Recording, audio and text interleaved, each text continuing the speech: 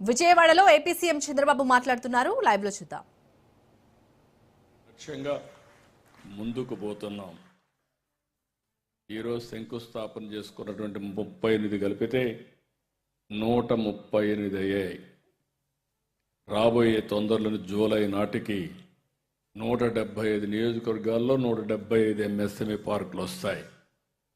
ఇవి కాకుండా 550 ఇండస్ట్రియల్ పార్కులు ఉన్నాయి. మల్టీ ప్రోడక్ట్ కానీ స్పెషాలిటీ కానీ ఇవన్నీ 550 ఉన్నాయి. ఈ సందర్భంగా రైతు సోదరులందరినీ అభినందిస్తున్నా.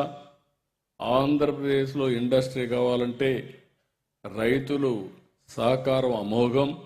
మనస్ఫూర్తిగా మీరు చూస్తే ఒక్కొక్కసారి చాలా తొందరగా ఏ ప్రాజెక్టు కావాలన్నా భూమి కావాలి. చాలా రాష్ట్రాల్లో ఇవ్వలేకపోతున్నారు. ఈ రాష్ట్రంలో మాత్రం ఎలాంటి ఇబ్బంది లేకుండా రైతులు పూర్తిగా సహకరించారు. వాళ్ళందరికీ మనస్ఫూర్తిగా మరొక్కసారి అభినందిస్తున్నా, ధన్యవాదాలు తెలియజేస్తున్నా. నేను మొదటి నుంచి కూడా ఒకటే ఆలోచిస్తున్నా, ఎవరైనా భూమి ఇచ్చినప్పుడు ఆ రైతుకు కూడా న్యాయం చేయాలి. అప్పుడే వాళ్ళు ముందుకు వచ్చే పరిస్థితి వస్తుంది. అలాంటి సిద్ధాంతంతో మనం ముందుకు పోతున్నాం. ఈరోజు మీరు చూస్తే మన అమరావతి రాజధానికి 33,000 ఎకరాలు భూమి ల్యాండ్ పూలింగ్ కింద ఇచ్చిన ఏకైక ప్రయోగం భారతదేశంలో కాదు, ప్రపంచంలో కూడా ఎక్కడా జరిగుండదు. అలాంటిది ఇక్కడ జరిగింది.